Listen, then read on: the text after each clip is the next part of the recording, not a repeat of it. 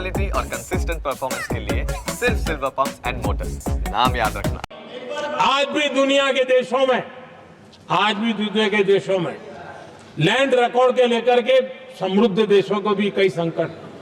हमने गांव के हर सामान्य व्यक्ति को अपना लैंड रिकॉर्ड, उसके घर की मालिकीन का हक के कागज नहीं है, उसके कारण उसको बैंक से लोन चाहिए हो, कहीं बाहर जाए तो कोई कब्जा कर लिया, एक स्वामित्व योजना बनाई और देश के गांव के ऐसे समाज के दबे कुचले लोगों को वो कागज हम दे रहे हैं जिसके कारण उसका मालिकी हक बन रहा है। वो स्वामित्व योजना एक बहुत बड़ा दिशा दे रही है। आदरणीय सभापति जी, इन सारे कामों के कारण पिछले 10 वर्ष में हमने जो प्रयास किया, हमने जिस प्रकार से गरीब को मजबूती देने का काम किया है, हमने जिस प्रकार से गरीब के अंदर एक नया आत्मविश्वास पैदा किया है और एक सही दिशा में चलने का परिणाम है कि आज इतने कम समय में मेरे देश के 25 करोड़ मेरे गरीब साथी गरीबी को परास्त करने में सफल हुए और हमें इस बात का गर्व है। और मैं संविधान निर्माताओं के सामने सर झुका करके कहता हूं, जो संविधान हमें दिशा दे रहा है उसके तहत मैं ये काम कर रहा हूं। और मैंने, आदरणीय सभापति जी, जब हम सबका साथ सबका विकास की बात करते हैं, वो नारा नहीं है, वो हमारे आर्टिकल ऑफ फेथ है। और इसलिए हमने सरकार की योजनाएं भी बिना भेदभाव को चलाने की दिशा में काम किया है और संविधान हमें भेदभाव की अनुमति नहीं देता है।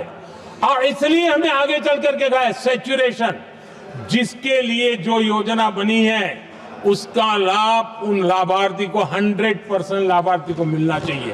ये सैचुरेशन अगर सच्चा सेकुलरिज्म को है ना, तो ये सैचुरेशन में है। सच्चा सामाजिक न्याय अगर किसी में है तो ये सैचुरेशन 100% उसको बेनिफिट, जिसका हक है, मिलना चाहिए, बिना भेदभाव के लिए मिलना चाहिए। तो ये भाव लेकर के हम सच्चे सेकुलरिज्म को और सच्चे सामाजिक न्याय को लेकर के जी रहे हैं। आदरणीय सभापति जी, समाधान के हमारे एक और स्पिरिट भी है और हमारे देश को दिशा देने का माध्यम, देश को का चालक बल के रूप में राजनीति केंद्र में रहती है। आने वाले दशकों में हमारा लोकतंत्र, हमारी राजनीति की दिशा क्या होनी चाहिए, आज हमें मंथन करना चाहिए। आदरणीय सभापति जी, कुछ दलों की राजनीतिक स्वार्थ और सत्ता का भाव, मैं जरा उनसे पूछना चाहता हूं, क्या वे कभी अपने आप को, और मैं सभी दलों के लिए कह रहा हूं, उधर और इधर ये मेरा विषय नहीं है, ये मेरे मन के विचार है जो मैं इस सदन के सामने रखना चाहता हूं कि इस देश में योग्य नेतृत्व का अवसर मिलना चाहिए नहीं। जिनके परिवार में कोई राजनीति में नहीं है, क्या उनके लिए दरवाजे बंद हो जाएंगे? क्या देश को, लोकतंत्र के स्पिरिट को परिवारवाद ने गहरा नुकसान किया है कि नहीं किया है?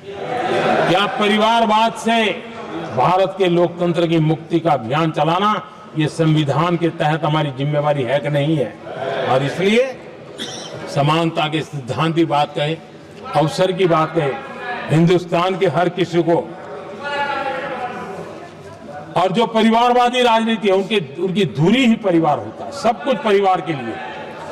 देश को, देश के नौजवानों को आकर्षित करने के लिए, लोकतंत्र को मजबूत बनाने के लिए और देश के युवाओं को आगे आने के लिए हम सभी राजनीतिक दलों ने प्रयास करना चाहिए। सभी राजनीतिक दलों ने, जिनकी पार्श्वभूमि में राजनीतिक परिवार नहीं है, ऐसे फ्रेश ब्लड को लाने के लिए प्रयास करना, ये मैं मानता हूं कि देश की लोकतंत्र की, और इसीलिए मैंने लाल किले से कहा है कि मेरा एक विषय लेके मैं लगातार बोल रहा हूं, बोलता रहूंगा।